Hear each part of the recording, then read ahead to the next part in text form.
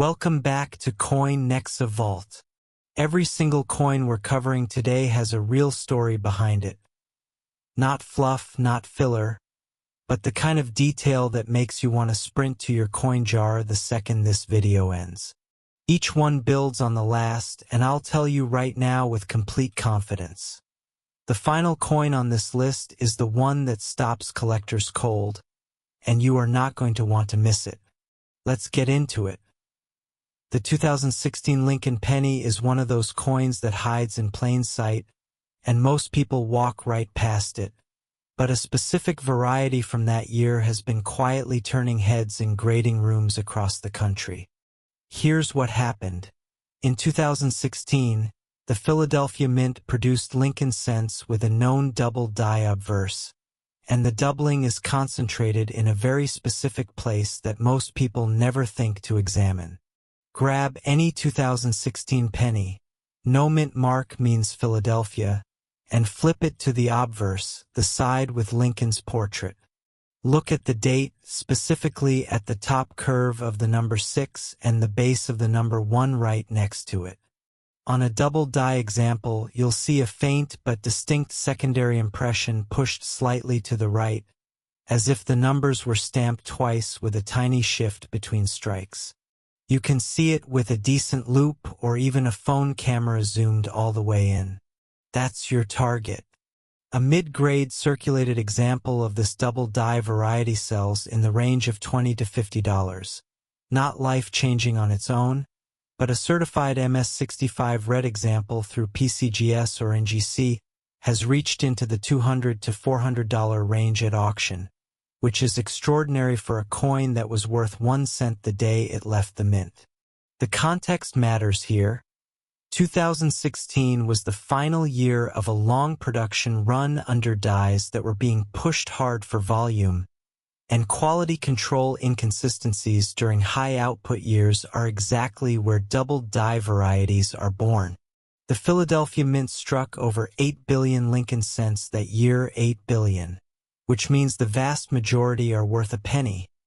But the tiny fraction with this die error represent a very real find hiding in everyday circulation.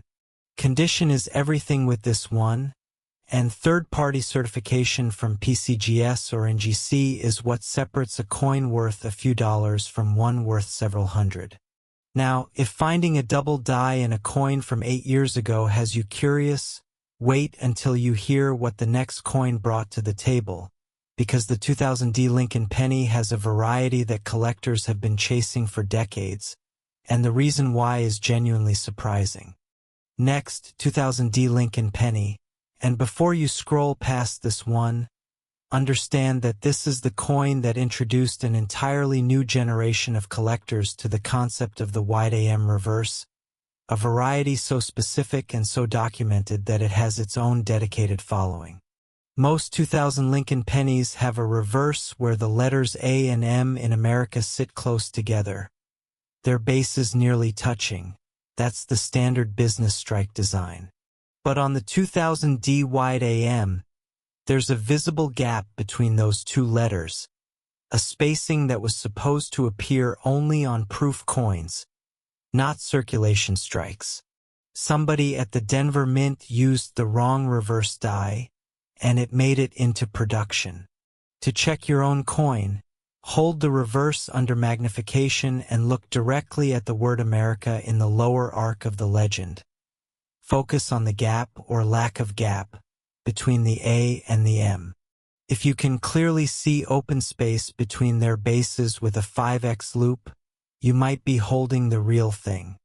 A circulated wide AM example from the Denver Mint in 2000 is certified and sells consistently in the $80 to $150 range, and a pristine MS66 red example certified by PCGS has sold for over $1,000, for a coin dated 2000 that your parents probably spent without a second thought. The Denver Mint struck over 8.5 billion pennies that year, making this variety a needle in an enormous haystack, but the haystack is one people actually have access to, which is part of what makes it so compelling. The die mismatch itself is what numismatists call a design hub error, Proof dies and business strike dies are distinct, and mixing them should be caught before production, but occasionally it isn't, and those rare escapes become the coins collectors obsess over. As always, the grade and certification are what lock in the value. A raw, uncertified example is a starting point, not a finish line. What's sitting in the next slot, though, takes the concept of a mint error and cranks the stakes up considerably. The 1988 Lincoln Penny has a story that starts with a single question nobody thought to ask for years. Next, 1988 Lincoln Penny, and the question nobody asked for years was this: why does the mint mark on some 1988 pennies look like it's sitting slightly too high and leaning ever so slightly to the left? The answer turned out to be a repunched mint mark variety. And once collectors started looking, they started finding. The 1988 DRPM, repunched mint mark, shows the D mint mark struck into the die more than once, with the second punch offset north and slightly west of the first. On your coin, look just below the date on the obverse, at the D mint mark position to the right of Lincoln's shoulder. Under magnification, a genuine RPM will show a ghost D bleeding upward from the primary D, the remnant of the first, misaligned punch that was never fully erased before the second, corrected punch was applied. It's subtle but unmistakable once you know what you're looking for. Certified examples of the 1988 DRPM in MS65 red condition have sold in the $150 to $300 range, and in MS67 red, which is exceptionally rare for a circulation strike from this era, the value pushes significantly higher, with auction results confirming sales well above $500. The late 1980s were a period of high mint volume and, in some facilities, aging equipment that led to more die preparation inconsistencies than you'd expect from a modern mint, which is precisely why collectors comb through this era so carefully. Repunched mint marks from this period are real, documented, and collectible, and the best ones carry genuine value when properly graded and certified by PCGS or NGC. That said, what comes next raises the bar in a way that makes this one feel like practice. The 1982 Lincoln Penny is arguably the most important date in the entire modern Lincoln cent series, and what's unique about it isn't one variety. It's 7. Next, 1982 Lincoln Penny. And no, that is not an exaggeration. In 1982, the U.S. Mint made a historic change. It switched the composition of the Lincoln cent from 95% copper to copper-plated zinc, cutting production costs dramatically. But the transition didn't happen cleanly on one single date. Both the old copper and the new zinc planchets were being used simultaneously across multiple mint facilities, and those mints were also switching between large date and small date obverse dies at the same time. The result is that 1982 produces 7 distinct collectible varieties: Philadelphia and Denver, each producing large date copper, small date copper, and large date zinc, plus a small date zinc from Philadelphia only. 7 varieties from 1 year.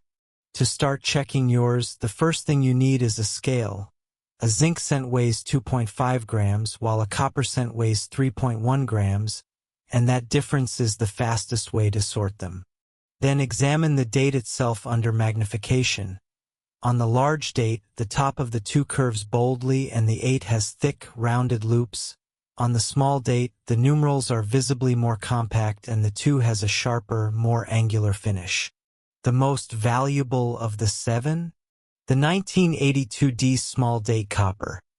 A certified MS65 red example of this variety has sold for over $10,000. Because the Denver Mint wasn't supposed to be producing copper small date since late in the year, and confirmed examples are genuinely rare. Even the more common varieties in top condition carry real collector premiums, with MS66 and MS67 red examples regularly selling in the hundreds of dollars. The 1982 cent is the kind of coin where knowing the details is the entire game. Most people have handled hundreds of these without ever realizing they were sorting through 7 different coins.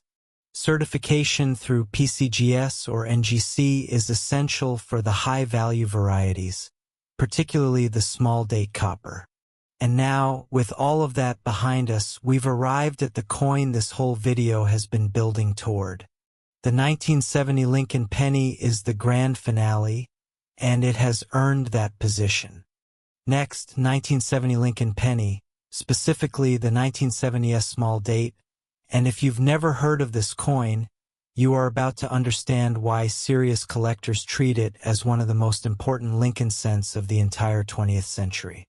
The San Francisco Mint produced 2 distinct Obverse varieties in 1970, a large date and a small date, and the difference between them is visible, specific, and carries enormous financial consequences.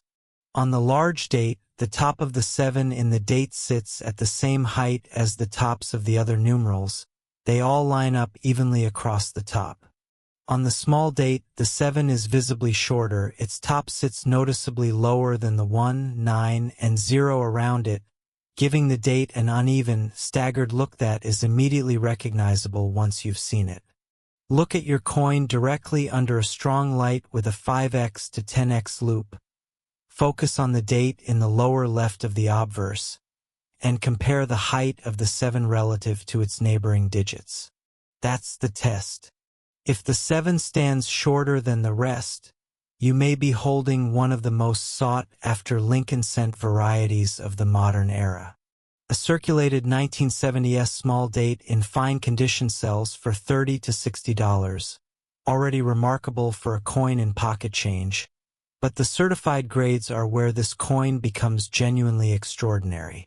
An MS65 red example certified by PCGS or NGC commands prices in the $600 to over $1,000 range, and top-tier examples in MS67 red have sold at major auctions for figures that made headlines in the coin collecting community.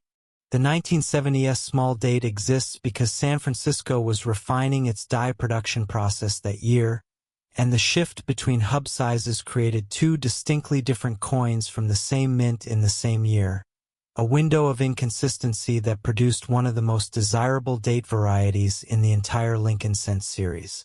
What makes this coin the ultimate prize in today's lineup isn't just the value.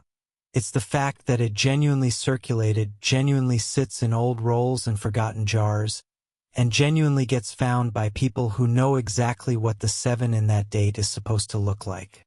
That knowledge is the difference between spending it and keeping it. If you've got a coin like any of these sitting at home, drop a comment and let me know. And if you enjoyed this, hit subscribe so you never miss the next one.